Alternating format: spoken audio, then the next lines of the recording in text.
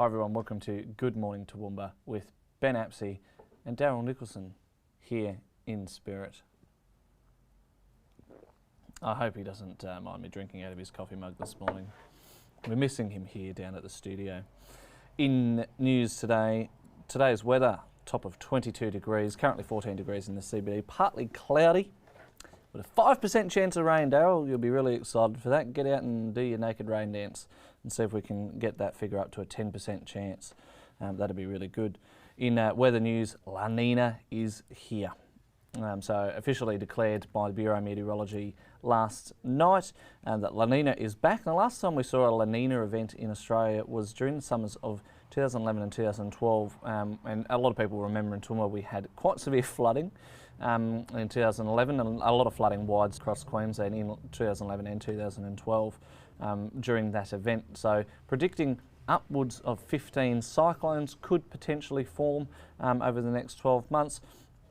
But usually La Nina, now people talk about climate change and global warming.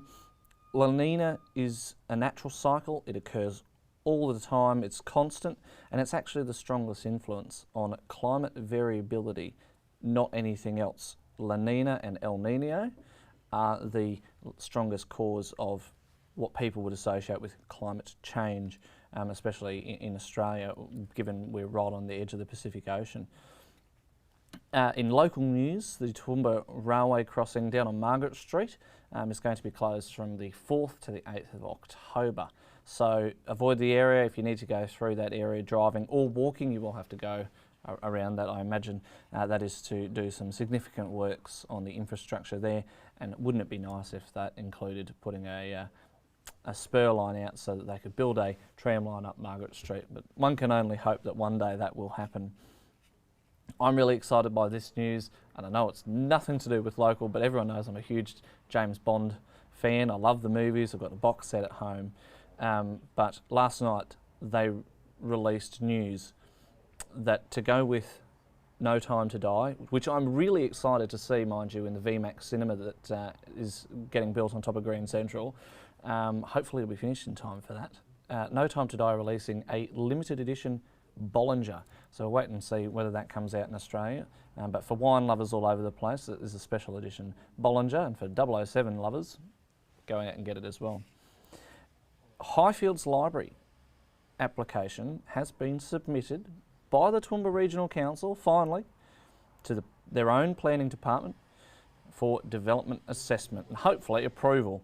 You would imagine that the council submitting it would mean that they've ticked all the boxes and dotted all the I's and crossed all the T's that they need to get approval from their own planning department. But specialised property consulting were quite instrumental in that, and you'll see the link to that in the Facebook comment section as well, so you can have a read about the project and see the artist impression of that as well.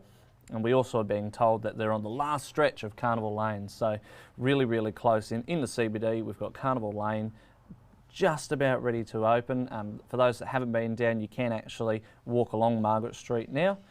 You can get through the hallway still here, but in just a few weeks' time we should be able to walk through Carnival Lane for the first time, joining Margaret Street in the CBD of the city with the Neil Street car park and Walton stores just beyond that.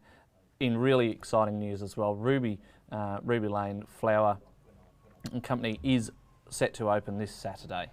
So their grand opening is this Saturday, and they're part of Walton stores, and you'll find them on Annan Street, right at the back, just behind Zambero. So if you're excited and you want something to do this Saturday, head down to the Ruby Flower Co. and you can get some lovely flowers. They're a great local business, and as always, you shop local, support local, buy local, because you do that, increase your spending locally by 5%, our city makes it through this recession quite intact, and we are a resilient city in that regard.